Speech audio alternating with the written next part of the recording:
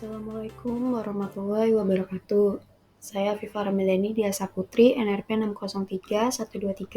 603-123-10223. Hari ini saya akan menjelaskan mengenai tugas metode penelitian, yaitu Project Survey Research, dengan mereplikasi jurnal yang sudah ada, yaitu judulnya Using Instagram in Tourism Destination Choice, Young Indonesian Tourist Perspective. Nah, berikut adalah referensi jurnal yang saya gunakan, yaitu Tourism Management Perspective, dengan judul Using TikTok in Tourism Destination Choice, a Young Chinese Tourist Perspective. Nah, di sini saya merubah TikTok menjadi Instagram dan Chinese menjadi Indonesian.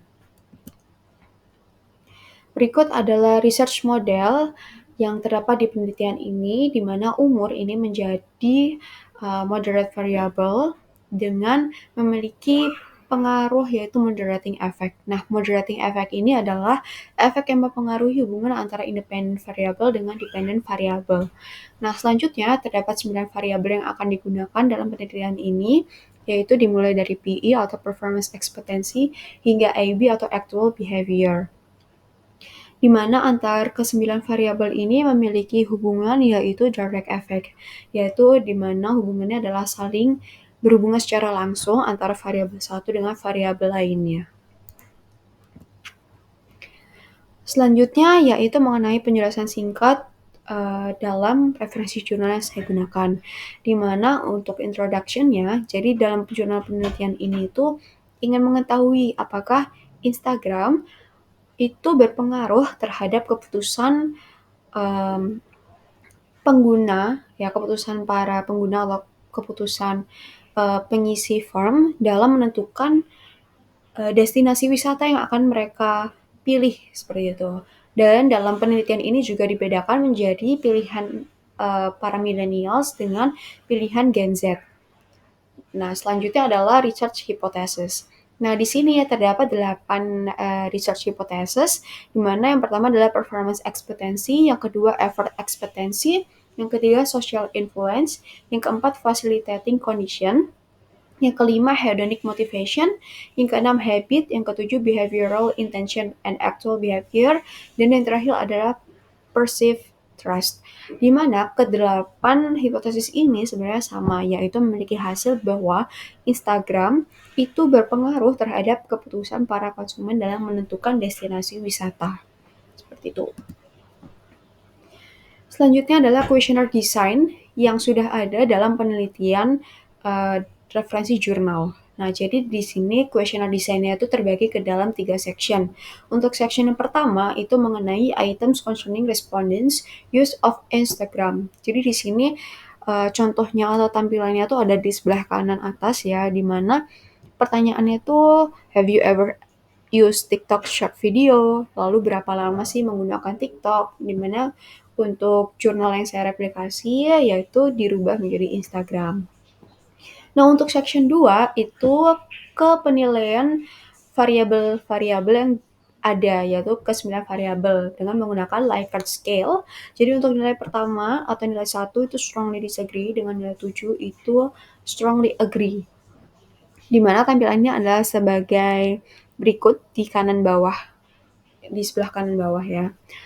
Lalu untuk section 3 yaitu mengenai items eliciting demographic data. Nah, tampilannya seperti apa?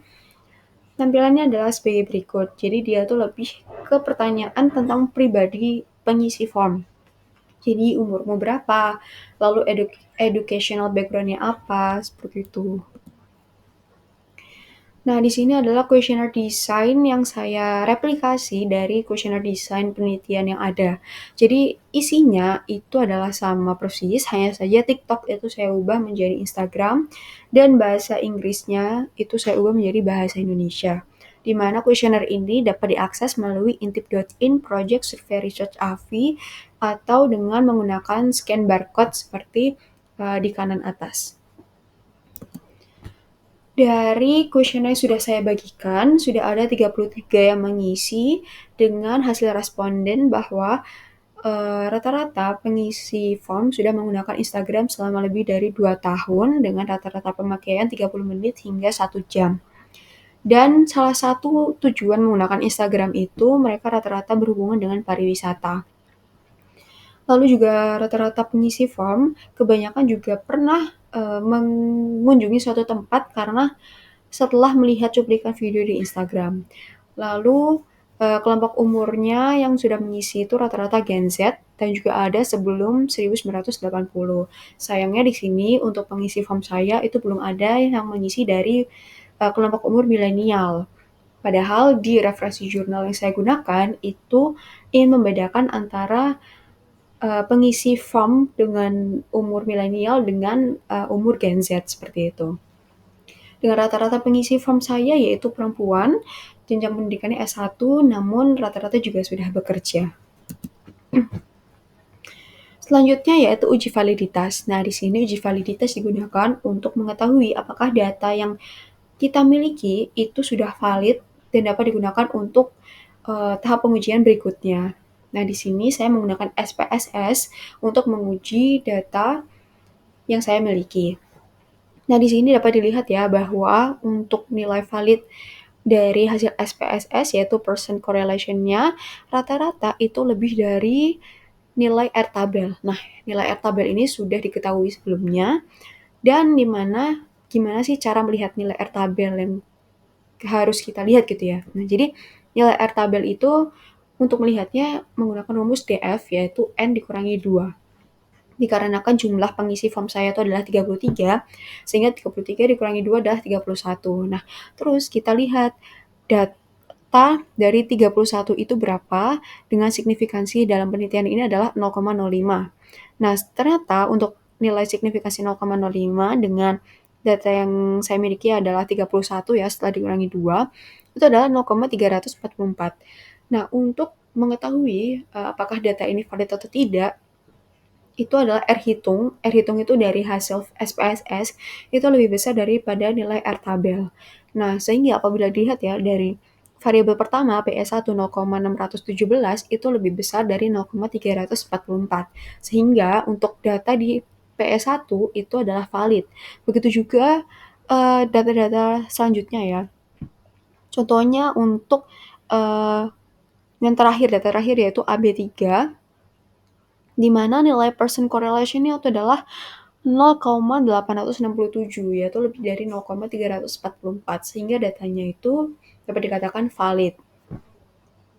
Apabila ditinjau dari nilai signifikansi, maka dilihat dari sig to tailed. Nah, rata-rata nilainya tuh 0,000, yaitu kurang dari 0,05, maka dia dikatakan valid.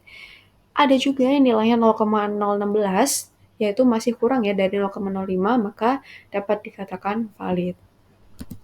Oke, selanjutnya yaitu uji reliabilitas. Nah, uji reliabilitas ini adalah pengujian bahwa apakah data ini terpercaya atau tidak dan dapat digunakan untuk ke tahap selanjutnya, seperti itu.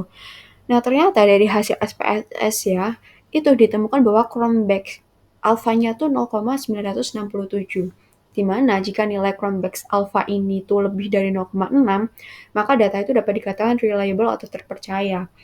Dikarenakan nilai Cronbach's alpha dari penelitian ini adalah 0,967, maka dapat dikatakan bahwa data yang diperoleh adalah reliable atau dapat dipercaya, sehingga dapat digunakan hingga akhir penelitian, seperti itu. Tugas metode penelitian kali ini hanya menguji hingga uji reliabilitas dan uji validitas saja, sehingga berikut adalah hasil akhir dari presentasi kali ini. Apabila ada kesalahan dalam perkataan atau penyampaian, mohon dimaafkan. Akhir kata, wassalamualaikum warahmatullahi wabarakatuh.